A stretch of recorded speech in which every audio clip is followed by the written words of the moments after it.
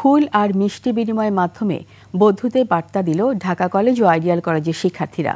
এর মধ্য দিয়ে আপাতত অবসান হলো দুই প্রতিষ্ঠানের শিক্ষার্থীদের দ্বন্দ্বের। শিক্ষকদের পাশাপাশি এমন উদযাপনে সামিল ছিলেন আইনশৃঙ্খলা বাহিনীর সদস্যরাও। বিস্তারিত আব্দুল কাদের নাহিদের রিপোর্টে। সানবিট সব দিবে সামাল। সানবিট ম্যাজিক প্রেস ডিশওয়াশিং এর মাথা ঘোরানো সলিউশন। ফুল আর মিষ্টি বিনিময় এ যেন অলিখিত শান্তি চুক্তি। আইডিয়াল কলেজের শিক্ষার্থীরা বেশ ঘটা করেই এলেন ঢাকা কলেজে। রোববার সকালে ঢাকা কলেজ মিলনায়তনে উৎসবে মেতেছিল দুই কলেজের শিক্ষার্থীরা। তারাও ভাই, আমরাও ভাই, আমাদের মধ্যে যেন কোনো দ্বিধাদ্বন্দ্ব না থাকে। আমাদের বিপদে তারা থাকবে, তাদের বিপদে আমরা থাকবো।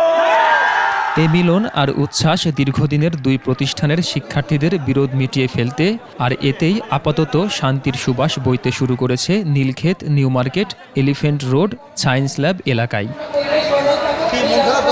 আর সংঘাত বা তর্ক নয়, এবার ভাই ভাই হয়ে পাশে থাকার প্রত্যয় দুই কলেজের শিক্ষার্থীদের। আমরা আশাবাদ ব্যক্ত করছি আজকের এই আয়োজনের মাধ্যমে আমাদের কিছু বিক্ষিপ্ত যে ঘটনাগুলোকে নিয়ে বারবার আমরা মুখোমুখি অবস্থানে গিয়েছি, সেই ধরনের ঘটনা আগামীতে আর ঘটবে না। যেহেতু আমরা ঢাকা কলেজ দুই ভাই মিলে গেছি, অবশ্যই সিটি কলেজের যারা ভাইরা আছে তারাও ইনশাল্লাহ আমাদের সাথে মিলে যাবে।